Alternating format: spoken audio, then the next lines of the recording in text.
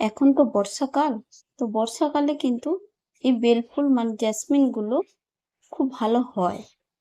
তো আমারও এই ছোট্ট বাগানে আমি কুমড়ো শাক লাগিয়েছিলাম।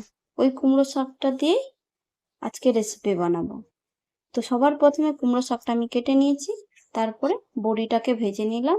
আর এখানে আমি নিয়েছি আলু, বেগুন আর কাঁঠালের বীজ। কাঁঠালের বীজ দিয়েই কিন্তু এই রেসিপিটা আজকে বানাচ্ছি।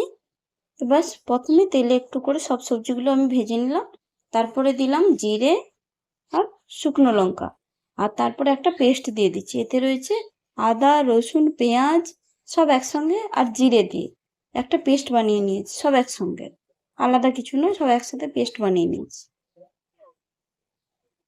পেস্ট বানিয়ে নিয়ে মশলাটা ভালো করে কষিয়ে নেব। এবার আমরা রেগুলার যে সবজিগুলোতে যে মশলা ইউজ করি ওইগুলো দিয়ে দিলাম, হলুদ গুঁড়ো, লঙ্কা গুঁড়ো, লবণ আর একটু ধনিয়া গুঁড়ো। তারপরে দিয়ে দিলাম চিংড়ি মাছ। চিংড়ি মাছটা দিয়েও একটুক্ষণ কষিয়ে নিয়েছি। তারপরে দিয়ে দিলাম মাছের মাথা, ওটা দিয়েও ভালো করে মিক্স করে নিলাম। এটা শুধু চিংড়ি মাছ দিয়েও করতে পারো, কোনো অসুবিধা নেই। আমার কাছে এই সপ্তাহে মাছটা একটু বেশি ছিল, ওই জন্য আমি মাছের মাথাটা এতে ইউজ করে নিলাম। শুধু মাছের মাথা দিয়েও হয়, আবার শুধু চিংড়ি মাছ দিয়েও হয়। আর যারা ভেজ খেতে চাও তারা ভেজ ভাবে বানিয়ে।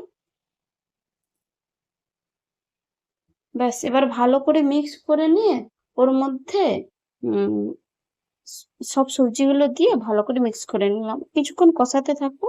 তারপরে লাউ শাকটাকে না ভালো করে ধুয়ে পরিষ্কার করে ওর মধ্যে মিশিয়ে নেব।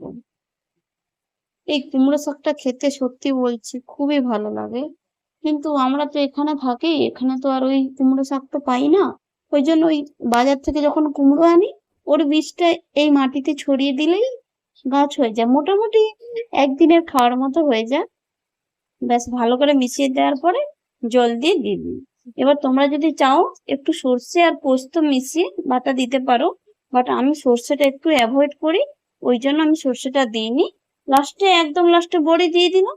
ব্যাস, রেডি হয়ে গেল কাঁঠালের বীজ দিয়ে কুমড়ো শাকের চচ্চড়ি। তোমরা একবার অবশ্যই এটা ট্রাই করো আর কমেন্ট করে বানিয়ে